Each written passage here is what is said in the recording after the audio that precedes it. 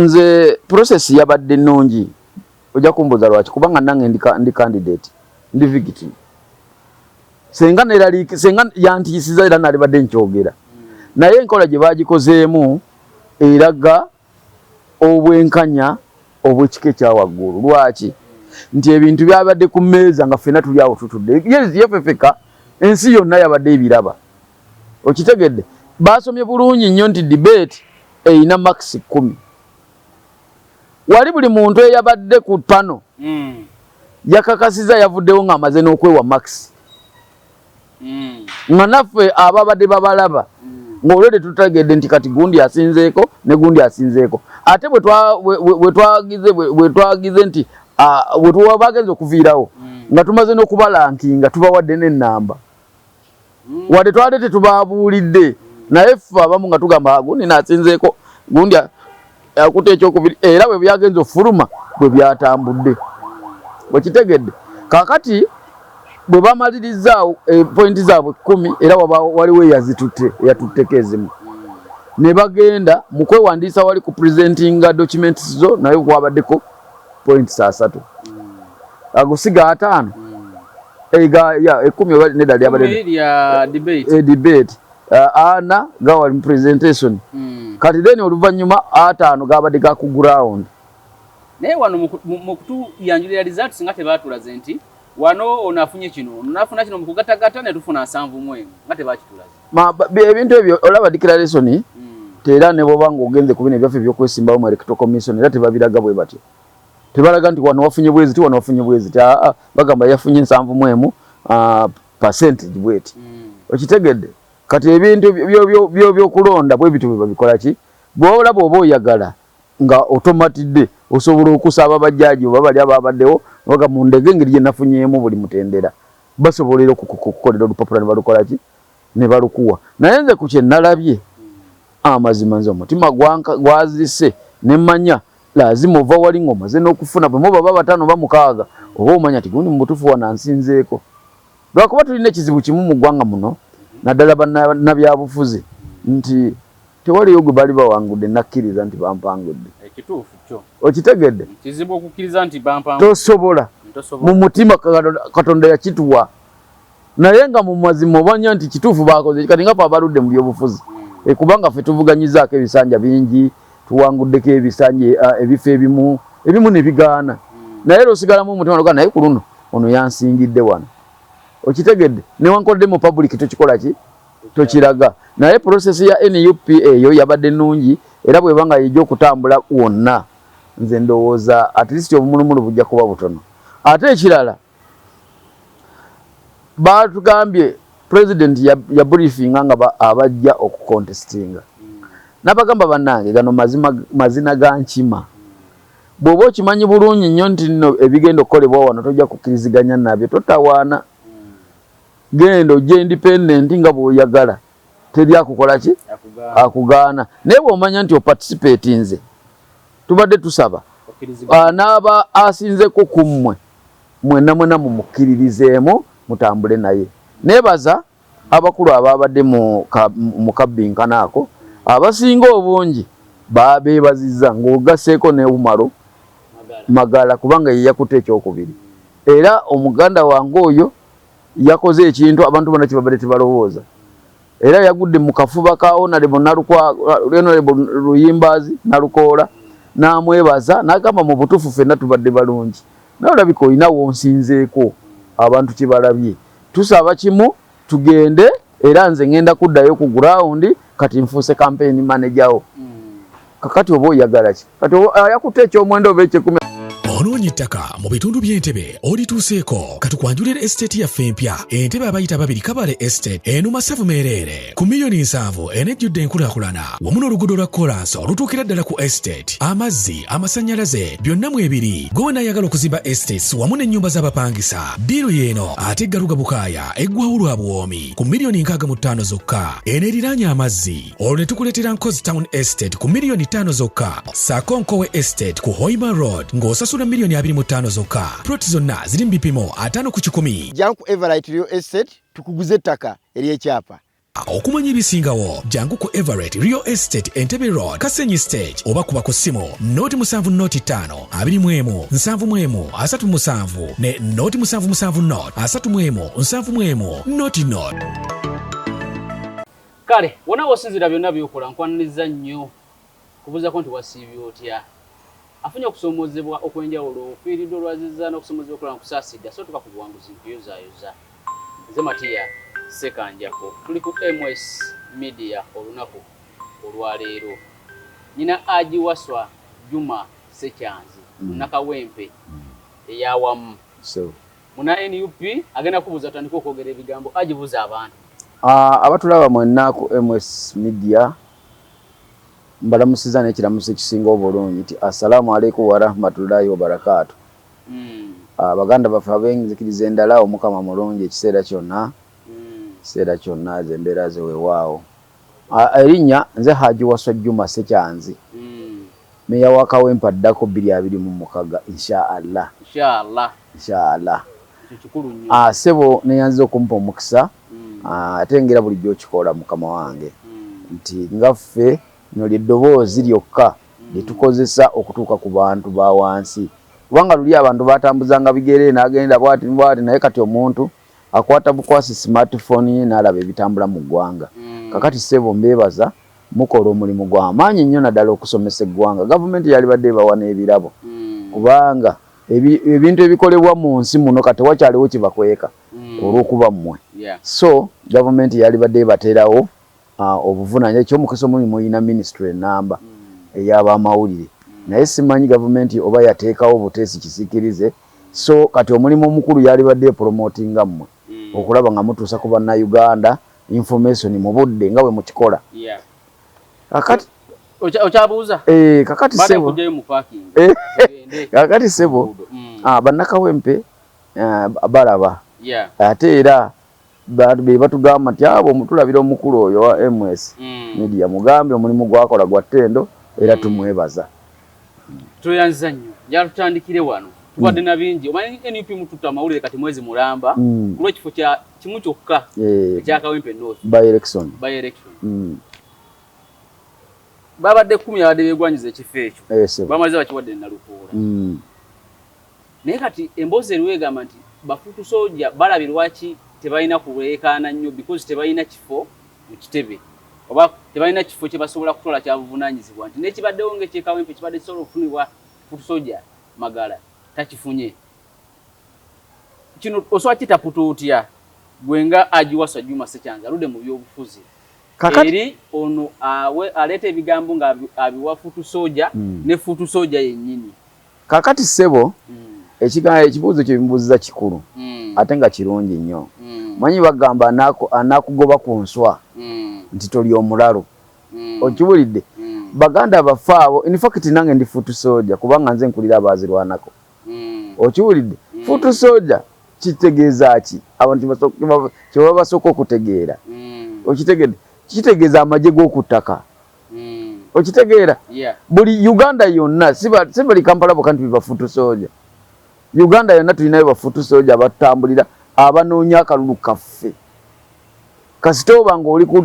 kugundi eyo enoonya akalulu kaaba komubaka we yenna gw'oyagala oba meeya oba kansala oba pulezidenti Robert Kyagulanyi obeera futu soja magye gakuttaka kakati abantu abo bayise ebigambo nga bagamba baganda baffe abo batunoonyeza akalulu mbu tolina kifo abasinga mu palamenti n'abasinga mu bifo by'obukulembeze kati wano mu ggwanga abakansalazi n'oyo yennyini Allah Katonda Allah musonyiwe byamusobako mugenzi Segirinya naye yali futu soja okitegedde kati oli bw'ayogera ekyo aba ayagala kunyiiza mulabe nga abatalina kimukola ng'ate omulimu gw'abo abantu mukulu nnyo ffe tetusobola kubeerawo nga tebaliiwo okitegedde na mufakiti abo abakulembeze aba waggulu abo betuyita abamakooti tebasobola kubeerawo ffe bafutu soja nga tetuliiwo tewateekamu kintu kyonna kyonna kyakubuzaabuza mbu olw'okuba Magala muganda waffe teyawangudde bw'ojja mu byobufuzi buli kifo saawuwuka n'ogamba ngenze kwetaba mu kuvuganya oteekwa okubanya ebintu bibiri okuwangula kyosooka okukubako kyosooka okutunuulira oba okukuwangula kakati kwebyo ebibiri ekijja tobeera surprised. Ffe mu National Unity Platform president waffe atugamba ekigambo ekyo wano buli omu yenkana ne munne. Ate era nga neewe bw'olaba nti mu nsi muno naddala ne mmina ebyokulonda buli omu yenkana ne munne kubanga akalulu olina aka. President wange Robert Kyagulanyi Kayina nange Waswa Juma owabazirwanako kenina. Era kyova olaba ye atwenkaleginga n'atukubiriza n'atugamba bannange wano siwetaaga kweyisaamu maaso kuba ffenna twenkanankana. Okitegedde? Tebagamba nti Futu Soldier simanyi talina mugaso takola kita senga tetulina mugaso ku kitebe kyaffe ndowooza twali tetubeera nawo. Naye tulina omugaso omukulu oyo Magala gwe boogerako yavuganyiza era yakutte kyakubiri. Naye Allah teyasazeewo nti yabaakwata fulaga, yasazeewo omuntu mulala. Magala oyo gw'owulira abamu gwe balaba obulabi ye registrar waffe owa Kawempe North mwene UP. Okitegedde? Senga kati ye Futu Soldier baali badde bamu obwa registrar ku constituency namba. Senga bagamba nti Futu Soldier talina mukaso. Registrar yakola ki? Registrar yateekateeka yakulira ebyokuwandiika ebintu byaffe bya NUP oba waliyo okulonda ng'okwo okuwandiika abamemba baffe. Registrar kugamba omuwandiisi waffe owa constituency kubanga buli n'ekyalo kirina omuluka gulina constituency erina kati nga olaba webadde bagaba kaadi zaffe za NUP abo be bakola omulimu gw'okulaba nga bawandiika abamemba ebiri administratively kantegeeze ebyekikugu mu kibiina bagwa mu ofiisi ya Secretary General. Okitegedde? Kakati ogwo ekyo ekifo abadde akirina nakati akirina kati ogamba otya nti Futu Soldier tebalina mugaso ng'olwedde be balina mu bifo eby'enkizo. Tuddeyo mu processes baddewo nga Ajiwaswa Juma Sekyanja process ya vetting ya NUP oswaji summarizing otya? Kakati nze process yabadde nnungi ojja kumbuuza lwaki kubanga nange ndi candidate ndi victim. Senga yantiisiza era nalibadde nkyogera naye enkola gye baagikozeemu eraga obwenkanya obw'ekika ekyawaggulu. Lwaki? Nti ebintu byabadde ku mmeeza nga ffenna tuli awo tutudde yefefeka ensi yonna yabadde ebiraba. Okitegedde? Baasomye bulungi nnyo nti debate eyina max 10. Wali buli muntu eyabadde ku pano yakakasiza yavuddewo ng'amaze n'okwewa max. Nga naffe ababadde babalaba ng'olwedde tutegedde nti kati gundi asinzeeko ne gundi asinzeeko. Ate bwe twagize nti bwe tuba bagenze okuviirawo nga tumaze n'okubalankinga tubawadde n'ennamba wadde twali tetubabuulidde naye ffe abamu nga tugamba gundi naasinzeeko gundi akutte ekyokubiri era bwe byagenze ofuluma bwe byatambudde. Bwekitegedde? Kakati bwe bamalirizzaawo pointi zaabwe 10 era waliwo eyatutteko ezimu ne bagenda mu kwewandiisa wali ku presentinga documents zo naye kwabaddeko points 3 agusiga 5 ekumi oba nedda lyabadde debate ana gawali mu presentation kati then oluvannyuma 5 gabadde ga ku ground. Naye wano mu kutuyanjulira results nga tebaatulaze nti wano onafunye kino onafuna kino mu kugatagata ne tufuna 7 nga tebakitulaze. Ebintu ebyo olaba declaration tera ne bobanga ogenze ku bino ebyaffe by'okwesimbawo mu electoral commission era tebabiraga bwe batyo. Tebalaga nti wano wafunye bwezi wano wafunye bwezi bagamba yafunye 7 percentage bweti. Okitegedde? Kati ebintu by'okulonda bwe bitu babikola ki? Bw'olaba oba oyagala nga automatidde osobola okusaba abajjaji oba bali ababaddewo baga mu ndege engeri gye nafunyeemu buli mutendera basobolera okukolera olupapula ne balukola ki ne balukuwa. Naye nze ku kye nalabye amazima nze omutima gwazise ne mmanya lazima ova wali ng'omaze n'okufuna bwe muba 5 oba 6 oba omanya ti gundi mu butuufu wanansinzeeko. Lwakuba tulina ekizibu kimu mu ggwanga muno naddala bannabyabufuzi nti tewaliyo gwe bali bawangudde nakkiriza nti bampangudde. Ekituufu kyo. Okitegedde? Kizibu okukkiriza nti bampangudde. Tosobola. Mu mutima Katonda yakituwa naye nga mu mazima obanya nti kituufu baakoze kati nga abaludde mu byobufuzi kubanga ffe tuvuganyizaako ebisanja bingi tuwanguddeko ebisanja ebifo ebimu ne bigaana naye losigalamu omutima noga naye ku luno ono yansingidde wano okitegedde newankodde mu public tokikola ki tokiraga naye process ya NUP eyo yabadde nnungi era bwebanga yejja okutambula wonna nze ndowooza at least obumulumulu bujja kuba butono ate ekirala batugambye president ya briefinga nga abajja okucontestinga nabagamba bannange gano mazina ga nkima bw'oba okimanyi bulungi nnyo nti nno ebigenda okukolebwa wano tojja kukkiriziganya nabyo totawaana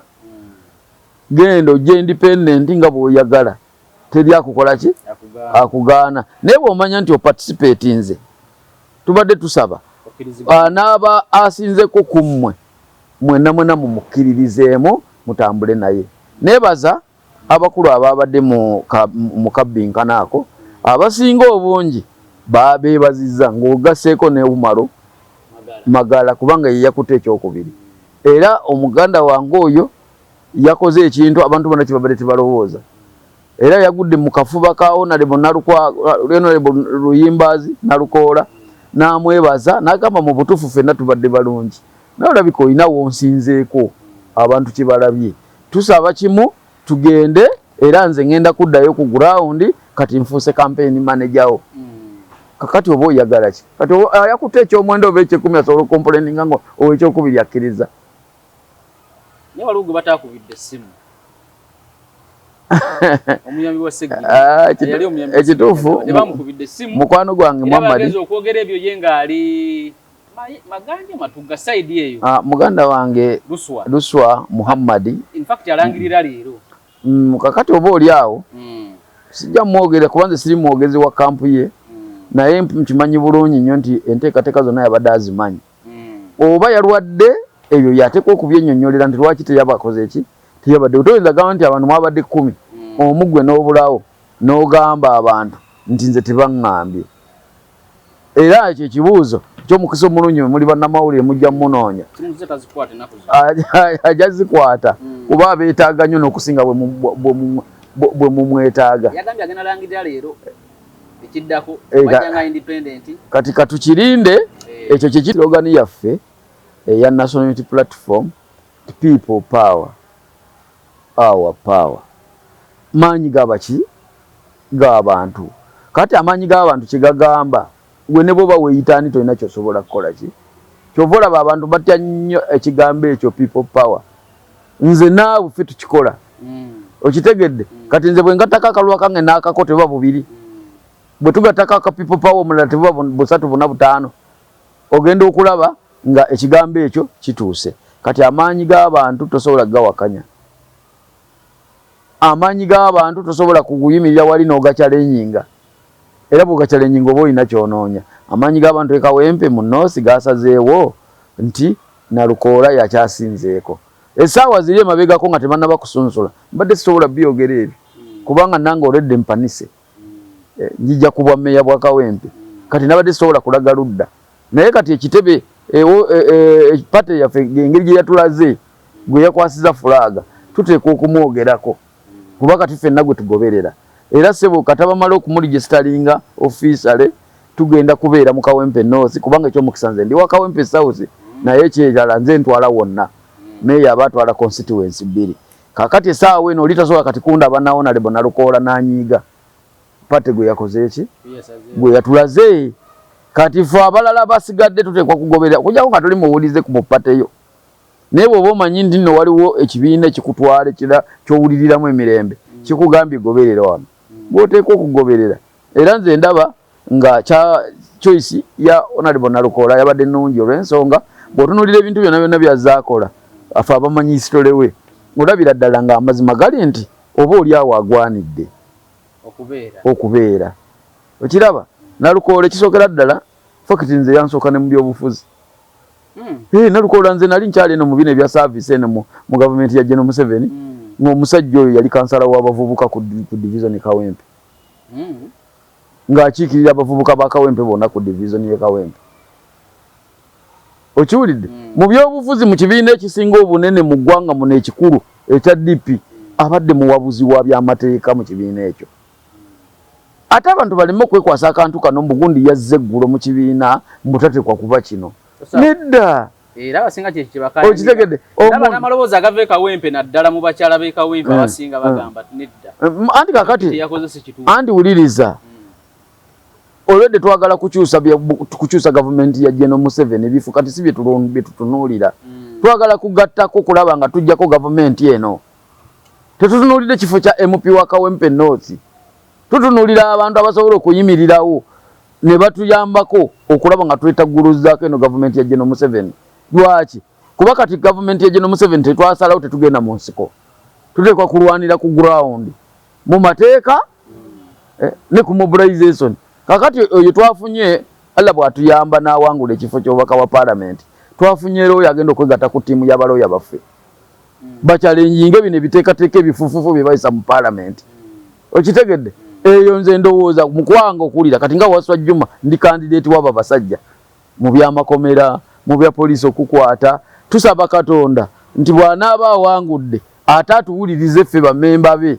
kubanga already tujja kuba tumwetaaga nnyo naddala okutuyambako nga tufunye obuzibu bwabo abeeyita abafuga eggwanga lino oli bwagamba nti NUP yafunye nalukoola kuba gwe yabadde yeetaaga naye si gwe yabadde eyagala aba mutuufu okwetaaga n'okwagala bifaanagana yanjawulo lwaki olina kyeweeta waliwo kye bayita need ne want kati oli agamba nti NUP yadde yeetaaga nalukoola kubanga munnamateeka Wameri yafa n'otyo mulina okukola replacement eyo naye si gwe yabadde eyagala okusinziira ku kyezze puliikinga Futu Soja weesimbewo Futu Soja gwe bawa kaadi mu Kawempe North nti yadde eyagala Futu Soja kakati obwetaavu bwalidde okwagala kakati abamutuufu kakati ekirala pulezidenti waffe atugamba oba oli Futu Soja oba toli Futu Soja gwe kifo ky'owulira nti okisobola genda ku ground yejja okusalawo pulezidenti waffe Robert Kyagulanyi si yasalirawo bannakawempe North bannakawempe North baalaze nti oyo gwe bakola ki newankubadde oba oli awo ayina ye gwe yabadde ayagala ng'omuntu kisoboka okitegedde ku bantu 10 abo ababadde mu leesi nkimanyi bulungi ne pulezidenti mwennyini yabadde alinamu gw'ayagala ng'omuntu naye abantu bagambye twagala ono oba atya oba yakajja mu kibiina oba yakakola ki ng'obwetaavu bw'ekibiina bwetaaga oyo okiwulidde naawe oyogedde nti tukola replacement ya Wameri technically omuntu akimanya aba asobola okitegeera okitegeera kakati essaawa eno ebirala byonna tubireke tutunuulire ensonga emu yakununula kifo kyaffe ekya Kawempe North kubanga ne gavumenti ya General Museveni naye ekyetaaga naye yayungudde bali mu kubuzaabuza abantu era bagenda kufacilitatingako n'abamu ku baffe ate kubuzaabuza abantu bati andi bababuzaabuza kati babagamba balonze bubi simanyi Futu Soja bamuleseewo oba oli awo bamutengule emmeeme oba bamugulirira ajje mu kalulu bamuteekemu ssente balowooze mbu bajja kwawula mu bululu bwa NUP mu Kawempe ekyo nno tekijja kusoboka kubanga oli ne bwanajja nga si yalina kaadi yaffe ya NUP amazima gali nti tugenda kusula eyo tugenda kusiibayo paka akalulu kadaggwa akalu mukajja yaako kavuddeyo dda nja kudda wano nkunnyonnyole ku MS Media kavuddeyo dda kawedde okiwulidde wadde gavumenti ya General Museveni ekola amagezi gonna okulaba ng'ebuzaabuza abantu naye tujja kulwana paka kugundi kusaawa esemba tulabe nga tununula akalulu kaffe oba kisookera ddala omubaka wa palamenti abaddewo waffe kaadi yaffe ebaddewo tetwetaaga ate kuteekawo mulala manifesito ya Honorable Segirinya eri mu NUP emyaka emeka kati essaawa eno era tuteekwa kulipulesinga kaadi yaffe eddewo omuntu asobole okutuukiriza ensonga za Segirinya ezasigala oba atya okitegedde omwaka gwaffe tukyagwetaaga then bannayuganda mu 2026 bajja okusalawo nti kaadi yamwe teyakola bulungi tuteekewo kaadi endala kati essaawa eno batulekemu bambi batulekemu tutuukirize bannakawempe kye baasalawo then 2026 banatukyalenyingira bagambe timukoze bulungi oba mukoze naye nga bw'otunuulira mu constituency ziri mu Kampala muno Kawempe North yekyasinze omubaka waayo yali akyasinze okukolera abantu be naye nga yali Futu Soja mwene muleeta eraiti munnamateeka pulida anti owulidde twabyogedde tetujja kubiddamu kati ebigambibwa nti waliwo sente ziyitingana mundo okuwa Nalukoola card ebyo bya bulimba kubanga wabaddewo n'omulala omwami omwo era agenda kujja mugenda mu jako interview nsereko oyo abana mukoddomi wange mukoddomi wange nno kubanga nze nawasaba amakobe badde era baleeta propaganda wano bagera simanyi bwagenda ku kitebe kwetugira ku kitebe naye amazima gali nti amawulire genfunyeeko agambye bya bulimba si bituufu era nze nsaba bannakampala naddala bannakawempe kati gye tugenda okubbinkanira ebigambo tebibawugula ku nsonga omubaka waffe ekibiina gwe kyatulaze ye Honorable Elias Nalukoola okitegedde yalina fulaga ya National Unity Platform ffenna aba NUP president yatuyungudde twogere ekigambo kimu Nalukoola Elias Luyimbazi aba opposition abamu nga Mpuuga n'abalala bapulinsinga single candidate kwa opposition wadde nga NUP yo ndabangeeraga nti amaanyi egayina esokujja ekifo kyayo mwene bamuleesa abamu gwenga munabyabufuzi w'ekawempe okiraba oti ekyo kisaana bali okuteekawo no opposition yonna emutuula though NUP amaanyi egayina though NUP ebadde inayo omusajja waayo ayafa naye n'ebibiina biraga bifrontinga byagala kuleeta okutuula opposition omuna muganti waba Nalukoola nga yanasinga amaanyi gwe twatuleeta abanga wa kibiina kino gw'okiraba otya kaakati omanyi nabagambye dda nti okweyagaliza fe abasiraamu tugiyita sunna omuntu Katonda yatutonda ng'oteeka omutima guno yagukweka saawa eno tomanyi kye ndowooza okitegedde ne bw'oba wasoma community psychology nga bweffe nze gye nasoma omuntu omutunulira afadhali n'omanyako ebimu naye waliwo era ebisigalayo essaawa eno side eri kuffe naddala ffe abali ku ludda oluvuganya opposition nali sinayingirayo nga mmanyi nga ndowooza bisoboka naye bwe nayingirayo manyi bagamba omuto gy'amanyi enkuba gyekola ki nalabira ddala nga okufrontinga single candidate tekisoboka kubanga ebibiina bino birina mission ne vision yaabyo buli lwobeera n'omubaka wa palamenti olaba ekibiina ekisinza okubeera n'ababaka abatono ye PPP kirina omubaka ogwo biri nejjeema nakyo kirina omubaka ogwo kati buli lwobeera n'omubaka mu palamenti omanye ebibaawo bakulikogonaizinga ng'ekibiina ekiri active okitegedde kakati abantu nabo balwana kwongera ku nnamba twagenda wano omoro twagenda newali ewafa ono omwami gwe bakuba amasasi ono dongo simalira dongo okero netulwana nnyo okulaba nga naffe tujjayo ekifo ekyo okiraba naye ekifo ekyo tetwakifuna aba UPC bakitwala okitegere nga naffe twali twagala entebe eyedde waffe kati buli kibiina olwokuba tulina interest ezo kiyinza obutasoboka ku frontinga candidate omu ola ne kuba president byagaana emirundi gyonna kubanga era bwe twali tuziika Honorable Segirinya Road Mayor yakyogerako nagamba ffenna tufrontinga naye nabo baataddeyo Road Mayor wa PFF anti yataddeyo wa PFF PFF si kibiina kya byabufuzi naye tebanaba kuligisitalingana naye akabonero yakataddeko ak'essimu ku kipa genda obirabe oli munnamawulire ayombane Nalukoola agenda bika ebifaananyi kati Nalukoola atimba bipande abatimba ebipande bali oli asobola okukola ensobi ng'omuntu naye togiteeka kwoli nze nsobola wasa Juma olaba nze ndi wakawempe yonna nsobola okugaba ebipande byange nga mu bitwale Kisaasi mu bitwale Kikaaya mu bitwale Komamboga mbeerayo bwe bajja ne bafika ekyomuntu wasa Juma yaba kibisse kati bajje mu propaganda gwe muntu omukulu President Museveni yakulembera government buli kibi ekikolebwa baga President Museveni tabyegaana ebimu tabyegaana gati ekyo siza kikoze naye ate ebimu no ye yatero no bikola so PFF na yeleta sweet cake yagira oda manyagira ku FDC ate FDC batadeyo aganaga era yalina ekisumuluzo nembu chifupu yagambi ya chifupu mawulire na yete yaleta bimanyi ebyo biri mu FDC simanyi byayo nze manyi bya National Unity Platform inawo banaka nalabyeko muganda wange John Bosco Mayinja abalala sibategedde akakulya kachoke byo kolona mu DP ya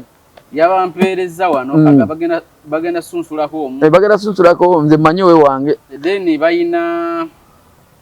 kibiina kyabwe ekira PPP naye inayo nayo yaleese inayo naye inayo omu waliyo ne gundi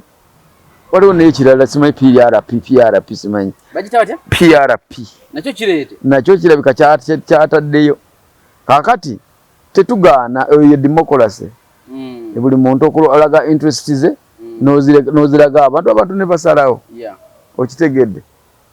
kaakati nze ndowooza nga ffe kubanga bendera ebaddeyo badde yaffe ya NUP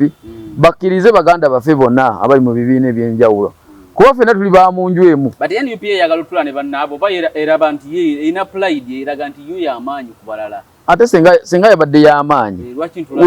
senga yabadde n'amaanyi teyalitaddewo debate ne debate erina impact yonna gyeyalaze yalaze nti abantu basobola okujja ne bafrontinga interests zaabwe ate ne wabaawo agamba nti wadde nawo mwenna mulinga abafaanagana naye katusembeze ono naye tewalabye nti abamu ku bakandidate mu debate bawakanyize nti kajja yategekeddwamu kandidate omu Luwemba agamba singa yabadde egenda wali Kawempe mu North oluvannyuma lwa debate ne wabeerawo akabokisi akakamyufu abantu ne balonda awo olaba NRM ebadde ebikola nayo yatandise okudduka ate ebyo bireeta conflict y'amaanyi nnyo mu bantu nze nkubuulidde nali wa NRM ogutali musango okufuna kadi nze nakwata fulaga ya NRM Kawempe ku bwameeya ekisanja kino kigwako manyi nnyo obuzibu obuva mu ekyo n'ogamba mbu abantu musimbaawo layini mulonde twali basatu abantu b'e Kawempe mbeebaza abampa akalulu kati omanyi batwakwatanga posita eyo ne bagiteeka ku kiti n'oli n'agikwata mu maaso ne basimba ku yo basimba ku Waswa Juma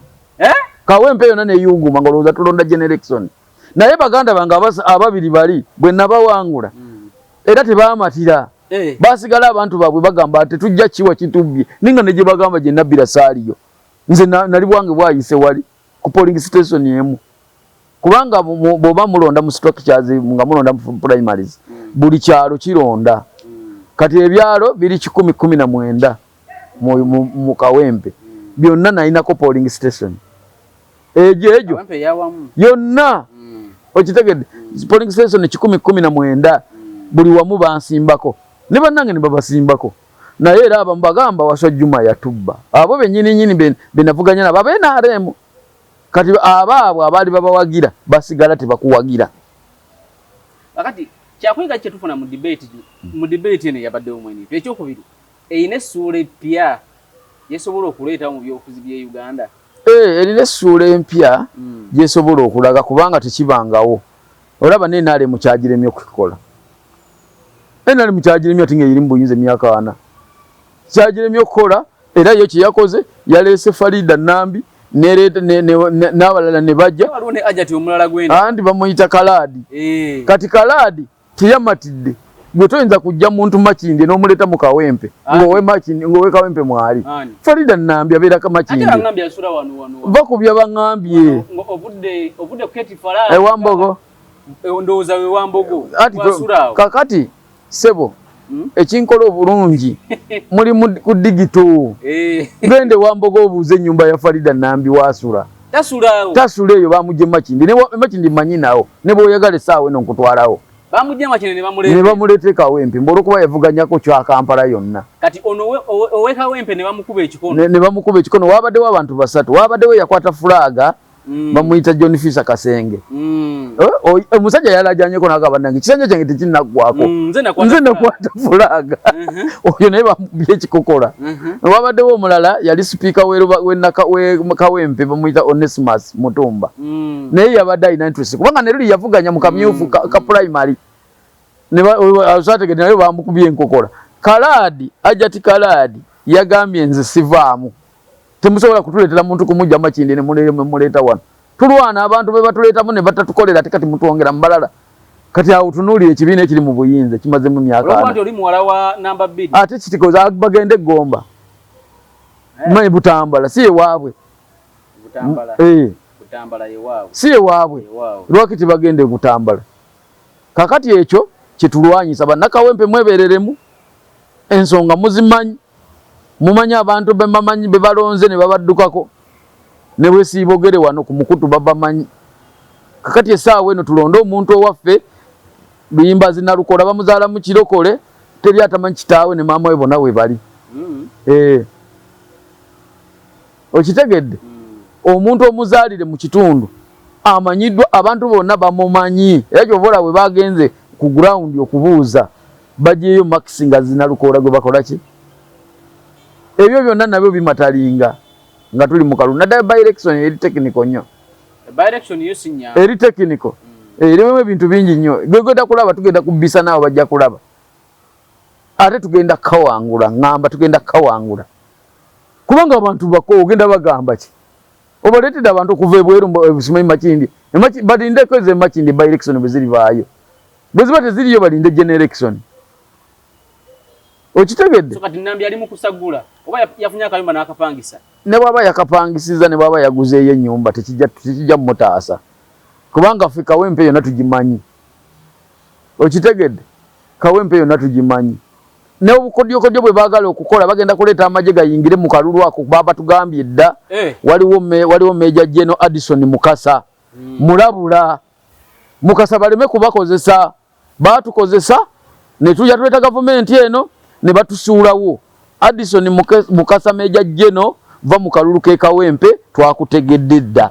ati ajja kolemuki anti agenda kufacilitating abamu ku bakandidate baffe gwaba bagenda bawa sente ekyo si kikulu candidate wamwe bwakkiriza mu facilitate so wafu gwe twalonze abamu ababadde mu kampu abamu ababaddemu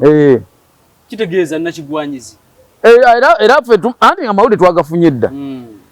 ffe twagafunye dda anti gwe bakikwasizza ekyokujja okutabulatabula akaluke Kawempe ye Meja General Addison Mukasa mwemanyi kati mumanyi naye amanyi kugambye nali mu nsiko naye newuwe manyiyo Addison Mukasa Meja General Abaganda tukozeseddwa nnyo ku luno weesonyiwa ensonga ze Kawempe mulabula nno kubanga muganda munnange newankubadde mukama wange mu ngeri endala naye n'ogooza dda akukubira engoma n'okola ki n'ozina Addison Meja General nkwegayiridde va mu nsonga ze Kawempe bannakawempe beesalirewo bannakawempe beesalirewo ensonga zaabwe muleme kuleeta embuto zireme kubafuula ate muleme kuzifuula kasasiro okulya kubafuukire ye kulya mwegere nga muwunyiriza buli wamu twabaleeta ne tujja nammwe mwe ne mulya ffe tweye tuli twasirika naye naffe tubalindira ku ground mukkirize nti no gavumenti ya General Museveni abantu baba bagikoowa olaba naffe abajja nayo so muganda wange media MS olaba ffe abajja ne Museveni twamukoowa okitegedde embozi ya ajiwaso Juma twagikola yonna nkutu guno kweri ayagala ginoonya jajinoonya agirabe kuva abajja naye twamukoowa abantu nabo bamukooye kyova olabe essaawa eno bw'aba atambula n'owebigere tatambula ng'ayita awo nsimanyi agenda simanyi gindi n'owebigere takyasala n'emmotoka zatambulanga ne bakuba engombe ne mudda ebbali ne bayitawo naye kati n'owebigere tatambula okitegedde kati omuntu omulungi enyera gwe baagala ennyo ajja kubeera ng'ono pulezidenti we Sudan bagenda mu kalulu n'afuna 99 enkera ne beekalakaza ne bamuggyako abamuwa 99 99 abantu abamulonda ku 99 ate ne baba nga bamukyaye batyo mu nnaku 3 kati ye General Museveni awoza abantu banjagala bakwagala nga tukyakkiriza kutambula nabo buli edda okyali ki buli edda twatambulanga ne bakuba engombe z'emmotoka ze ne tupaakinga ebbali ne zituyitako ne zigenda kati kiki ekyakyuka Uganda yakyuka ne yeetooloola n'etunula eno gye yali etutunudde ekyo kiba kiraga ki nti abantu bakoowu kati abafugira ku mmondo era bwe kaba kalulu kano nga mugenda kaleetamu mmundu nga bwe muleese abasirikale bammwe be twategedde dda ekyomukisa omulungi ate kino kankikubuulire kati no mwene UP beegendereze kubanga kati aba bamanyi gye tuli